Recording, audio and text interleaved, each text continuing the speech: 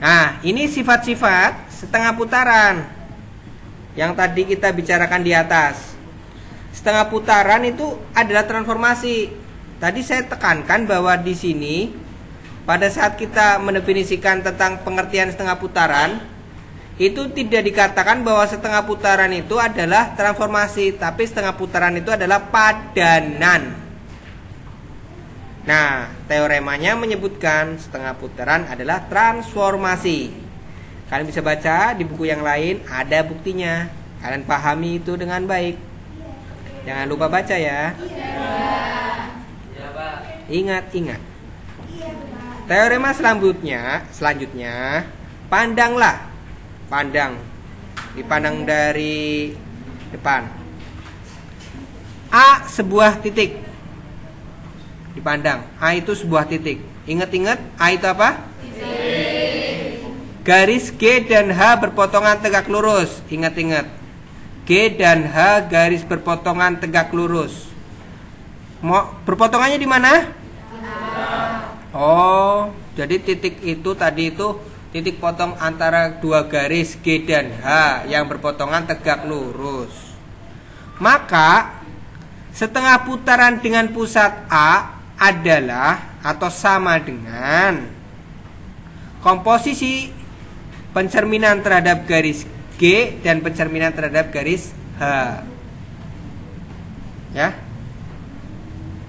Jadi komposisi dua pencerminan terhadap dua buah garis yang tegak lurus, berpotongan tegak lurus adalah setengah putaran. Kita lihat. Tapi dari sini sebenarnya Anda sudah bisa tahu. Oh, ini garis G mana? Ini ya. Garis H ini tegak lurus kan?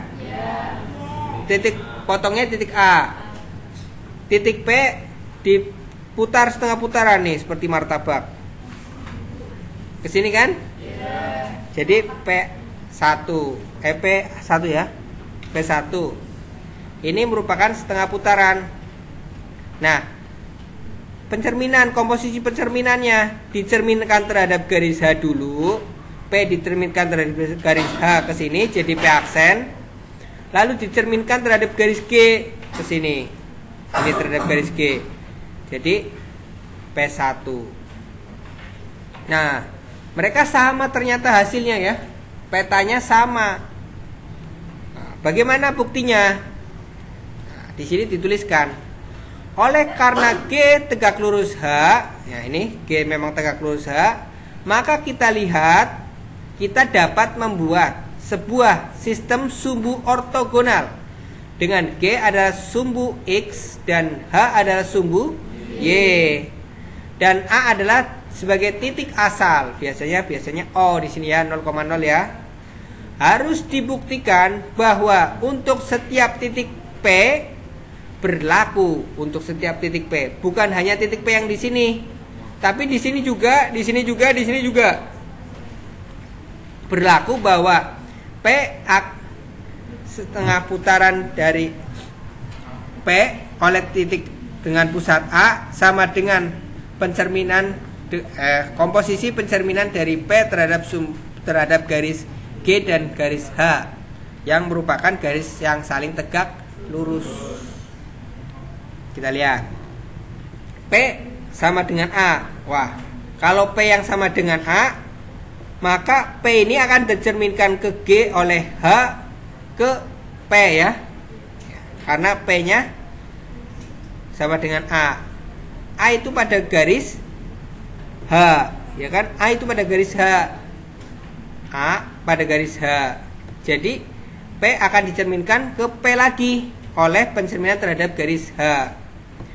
Dan P akan dicerminkan ke P lagi terhadap garis G. Kenapa? Dicerminkan ke P oleh garis G, oleh pencerminan terhadap garis G, karena P yang ini, P sama dengan A, ada di G. Kan gitu pencerminan kemarin ya. Pencerminan kalau titiknya ada pada cermin, maka petanya adalah titik itu sendiri. Bagaimana kalau ini apa ini? Setengah putaran terhadap dengan pusat A. P akan diputar setengah putaran terhadap garis terhadap titik oleh titik P dirotasikan atau diputar setengah putaran dengan pusat A ke titik P lagi, karena P ya A, pusatnya di A, kan dilihat di sini definisinya kayak gitu ya. Ini kalau P-nya sama dengan A, P akan diputar setengah putaran oleh SA atau dengan pusat A ke P lagi. Nah, jadi dari dua ini P ini dapatnya P lagi, sama-sama dapat P. Dapatnya ini juga di titik sini. Maka mereka sama. P dengan di setengah putaran titik P dengan pusat A sama dengan komposisi pencerminan titik P terhadap garis H dan garis G. Itu jika P-nya sama dengan A. Bagaimana kalau P-nya tidak sama dengan A? Jika P-nya tidak sama dengan A, misal ada P, maka akan dicerminkan ke P1. Maka akan diputarkan setengah putaran terhadap dengan sumbu A ke P1 dengan koordinat X1 dan Y1. A itu 0,0 di tengah P1 0,0. Sehingga di sini kita punya jarak titik P1-nya ya, yaitu koordinatnya X1 plus X per 2, karena titik tengah 0,0 kan, koma Y1 plus Y per 2. Nah, sehingga X1 plus X per 2 sama dengan 0, dan Y1 plus Y per 2 sama dengan 0. X1 sama dengan min X, Y1 sama dengan min Y. Ini gimana menjelaskannya? Jadi P akan diputar setengah putaran oleh dengan pusat A ke min X1, min Y1. X1-nya sama dengan min X, Y1-nya sama dengan min Y. Dari mana? Dari sini ya. Di situ. Ini kok bisa X1 plus X bagi 2? Karena jarak X1 ke X itu kan tengah-tengahnya ada A, jadi dibagi 2 ya. Y1 plus Y dibagi 2 juga kayak gitu. Nah, dari sini ini sama dengan 0, ini ke sana 2, nanti ke sana jadi negatif 0. Ini ke sana 0 kali 0 2, 0 gitu ya. Nah, perhatikan, ini kalau ini jadinya min X1, min Y1.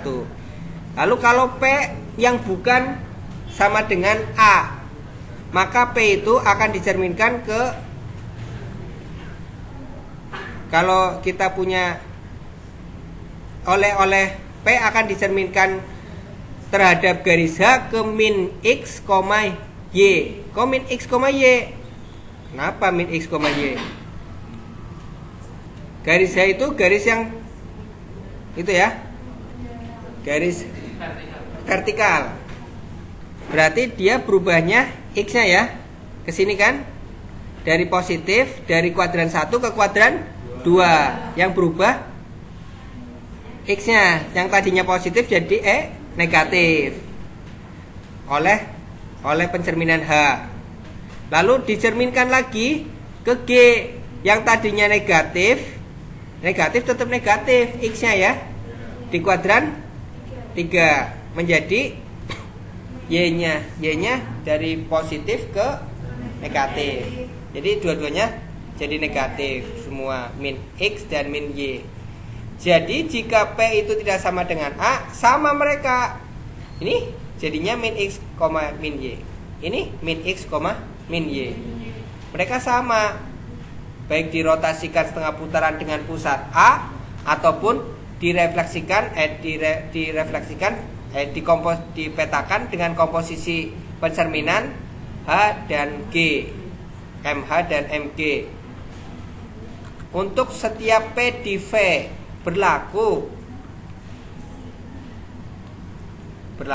itu yang sama itu tadi ini. Berarti ini sama. Dapat pula dibuktikan bahwa P diputar setengah putaran dengan pusat A akan sama dengan P ditransformasikan, dipetakan oleh komposisi MG dan MH, pencerminan terhadap H dan pencerminan terhadap G, komposisi dua pencerminan tersebut, sehingga diperoleh ini sama, dia komutatif. Dicerminkan terhadap H dulu bisa, dicerminkan terhadap G dulu juga bisa. Hubungan ini secara umum dapat ditulis sebagai teorema berikut. Teorema ini, jika G dan H dua garis berpotongan tegak lurus, maka MG MH sama dengan MG MG. Itu kalian bisa baca ada di pembuktian. Begitu saja. Kita lanjut minggu depan. Terima kasih. Kalau belum tidur, tidurlah.